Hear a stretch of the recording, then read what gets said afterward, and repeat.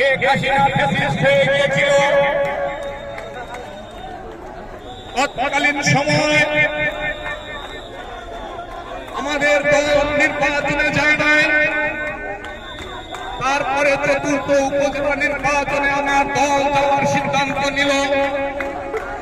এই রাজৈর মাদারীপুরে জনগণের ডাকে সাড়া দিয়ে আমি সেদিন উপজেলা নির্বাচন করেছিলাম। নির্বাচনে আপনারা আমাকে বিজয়ী করেছিলেন, কিন্তু দুর্ভাগ্য আপনাদের সেই বিজয় আপনি ধরে রাখতে পারি নাই রাষ্ট্রীয় সন্ত্রাসের কাছে। সংগ্রামী ভাইয়েরা আমার, সেই নির্বাচন করতে গিয়ে আমার হাজার হাজার নেতা কর্মী, সাধারণ জনগণ মামলা খেয়েছেন, আপনার শিক্ষা খেয়েছেন, করা হয়েছে, বাড়ি করা হয়েছে, দিনের পর দিন, মাসের পর মাস জেল কেটেছেন। এরপরে 2018 সালে যখন জাতীয় সংসদ নির্বাচন আসলো, ওই চরম দুর্দিনে এই মাদারীপুর 2 আসনে বিএনপির ঝান্ডা ধরার কেউ ছিল না। সংগ্রামী ভাইয়েরা আমার, আমি দেশনেত্রী বেগম খালেদা জিয়ার তরুণদের অহংকার ডাকে সাড়া দিয়ে ওই দিন তাদের শীর্ষে প্রতীক নিয়ে আপনাদের মধ্যে এসেছিলাম। আপনারা দেখেছেন কি পরিমাণে অত্যাচার নির্যাতন সেই দিন আমার উপর হয়েছিল, আপনাদের উপর। আমার বাড়িঘর ভাঙচুর করা হয়েছিল, আমাকে কুপিয়ে আহত করা হয়েছিল। তারপরেও কিন্তু আমি মাঠ ছেড়ে যাইনি, আপনাদের ছেড়ে যাইনি।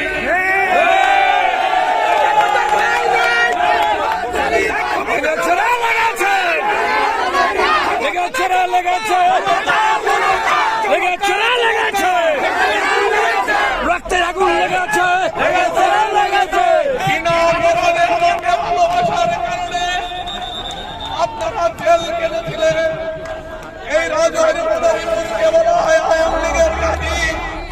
সেই আওয়ামী লীগের ঘাঁটি থেকে নির্মাণ করে আমি এখানে ধান লাগিয়ে উর্বর ফসল নামিয়েছি।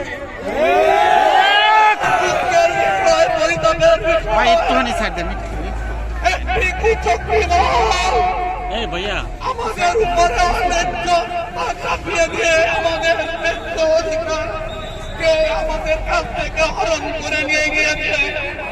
সংগ্রামী ভাইয়েরা আমার, আমি রাজনীতি করি আপনাদের জন্য। আমার নেতা শহীদ প্রেসিডেন্টকে অনুরোধ করেছে, দেশের চেয়ে ব্যক্তির চেয়ে দল বড়, দলের চেয়ে দেশ বড়। আমি আমার নেতার কথা পুরো করে পালন করব। আমি মনে করি আমার ব্যক্তির চেয়ে সত্যিকার অর্থেই দল বড়, দলের চেয়ে দেশ বড়। আমার কাছে মাদারীপুর রাজৈরের জনগণ আমার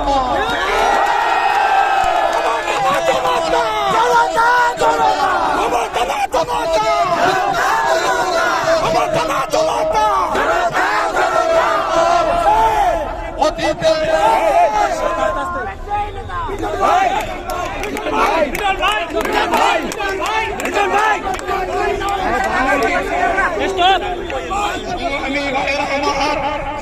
আমি দুর্দিনে আপনাদের পাশে ছিলাম, আমি বর্তমানে আপনাদের পাশে আছি।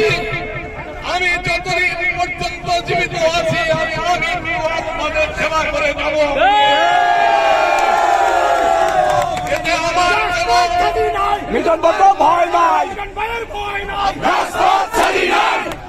এই রাজৈর মাদারীপুরের জনগণের জন্য আমি জীবন দিলাবাদ করি নাই।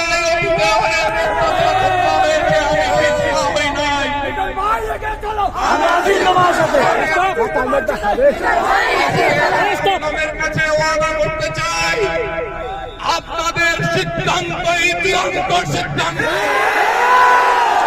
আমি জনগণের জন্য রাজনীতি করি। এই জনগণ রাজৈর মাদারীপুরের জনগণের দাবি যেটা আমি সেটাই করে যাব।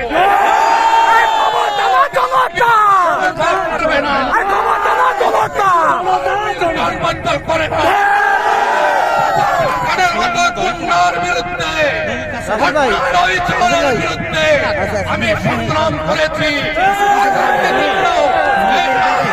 ফেসলা হবে আপনাদেরকে সামনে নিয়ে হাতে নিয়ে আপনাদেরকে পাশে নিয়ে আমি আগামীতে পথ চলে যাব। আপনারা কি আমার পাশে থাকবেন?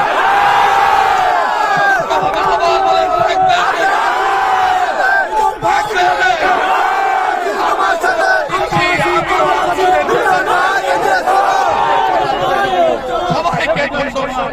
বাংলাদেশ জিন্দাবাদ। দেশ নেত্রী বেগম খালেদা জিয়া জিন্দাবাদ।